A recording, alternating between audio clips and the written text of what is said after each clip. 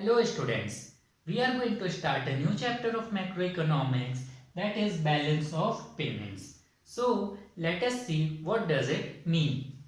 It is an accounting statement in which all the transactions between residents of country and rest of the world is recorded.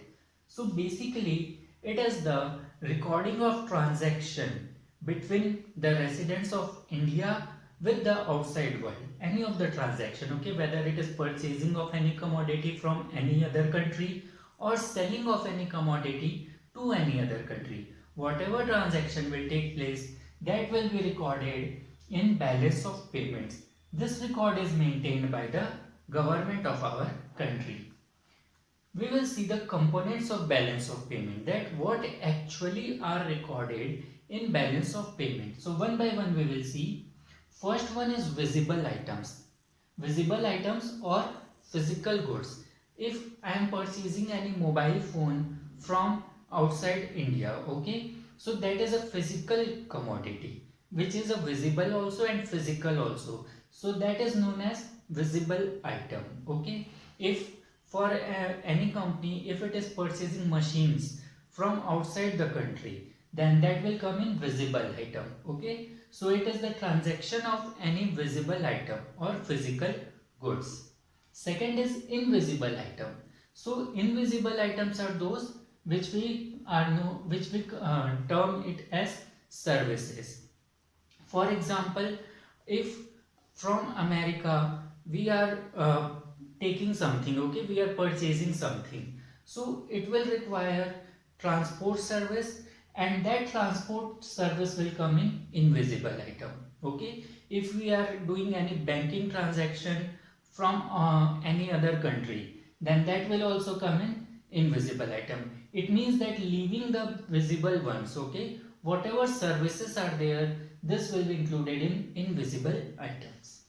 Unilateral transfers. Unilateral here means one-sided. So those transactions in which there is only one way transaction, okay. For example, donation or gift. We are sending any gift to our relative. So we will not get anything in return, okay. We are just sending. So it is one way transaction.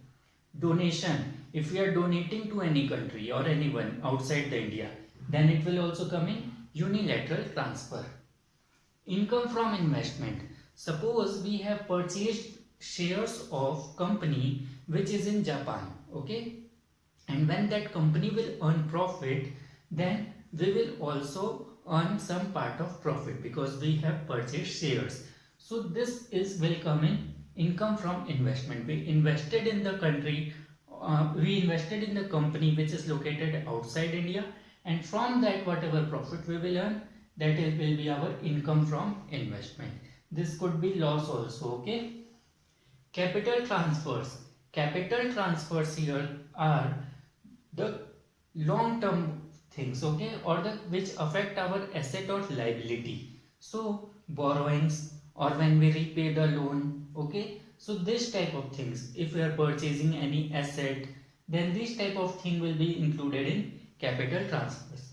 So student, these five things constitutes of our balance of payments. Now our balance of payment is, when it is prepared, okay, it is divided into two parts: current account and capital account. So current account, it does not cause a change in asset or liability. So any of these will be the items. So all of those items from this which do not cause any change in asset or liability, this will come in current account, or it will be recorded in current account, okay. Those items which affect the asset or liability, this will be recorded in capital account. Clear? So we have two parts, current account and capital account. Now when current account or capital account is made, then it is divided into two parts. The system followed here is double entry book system, okay. So it is divided into two parts, that is debit and credit. Credit here means inflow of money. Whatever money that we will receive, that will be recorded in credit side, okay. If there is outflow of money, Suppose we have purchased anything, so there will be outflow of money. So it will come in debit side. Now, looking at the parts of current account, that what thing comes in current account. So it is very easy. 1 plus 2 plus 3 plus 4. Okay, these 4 things. From 5, 4 things are part of current account. So any of these items, okay, from this 4, it will be recorded in current account of balance of payment. Clear? Capital account, already we have seen that it causes change in asset or liability. So the fifth one, any of the capital transfer, any of the capital transaction, this will be recorded in capital account. Let us see some parts of capital account or the borrowing. See here, the first one is borrowing and lending. Okay, so we will borrow the money, it will create liability. We will pay money to someone, so debtors asset will be created.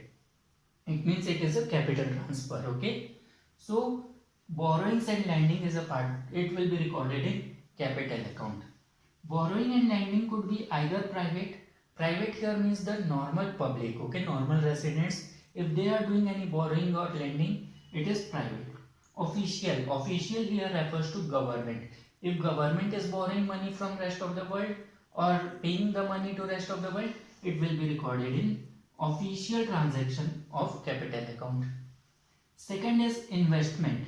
Now investment, we have seen that if we are investing money into the foreign company, okay, or any foreign company is investing money in our country, then this will be recorded in capital account as investment is a part of asset. So investment is of two types, FDI, foreign direct investment. Foreign direct investment means that it is a type of investment where we can also get the ownership, right? Okay, that we are investing the money as well as we will also have the control of that unit. That will be known as foreign direct investment. Portfolio investment. Portfolio investment means that we will just purchase some of the shares and we will not get any ownership, right? There will be no control of ours in that company. Okay, so that is portfolio investment. Just we will get the profit or loss. Foreign exchange reserve. Foreign exchange reserve, what it is, students, that all the country they keep the, when we say country, it is the central bank. Okay, for example, of our country's central bank is Reserve Bank of India. So Reserve Bank of India holds foreign currencies of all the countries. Okay, for if we want to do transaction with America, then RBI will have some amount of dollars with it so that we can do transactions. So RBI holds the foreign currencies like dollars, euro and yen. Okay, and these are used when transaction takes place with all the other countries. So when there is change in foreign exchange reserve, if the foreign exchange reserve is added, then also it is recorded in capital account. If there is withdrawal from foreign exchange reserve, okay, then also it is recorded in capital account. For capital account also structure will be same. Here I have made a total complete account, okay, that this is the balance of payment, debit side and credit side. All the inflow will be recorded in credit side, all the outflow of money will be recorded in debit side. We do not make the separate accounts, okay, one account is made only, and in this firstly the items related to current account are recorded, and then below that the items related to capital account are recorded, okay, in a single one only. So this is the structure of balance of payment. There are two extra terminologies which are given which you need to know: autonomous items and accommodating items. So students, autonomous items, autonomous here means independent, free. When any transaction take place without any pressure, okay, that is autonomous items. It means that if I am investing money in outside the country, okay, so that is my will, I am independent to do it, so that will come in autonomous item. Okay, there is no pressure on me, I have invested the money with the motive of profit earning. Accommodating item. Accommodating item here means that when the transaction takes place because of some pressure, okay, for example, if there is deficit in balance of payment, okay, then to cover that deficit, we will have to borrow the money. So when the situation arises, in that time, if we are doing the transaction, this will be our accommodating item. So students, with this we have covered all the topics given in your chapter balance of payment, its meaning, components, all the items. We have seen the accounts also. Okay, so with this we come to the end of this chapter. Thank you.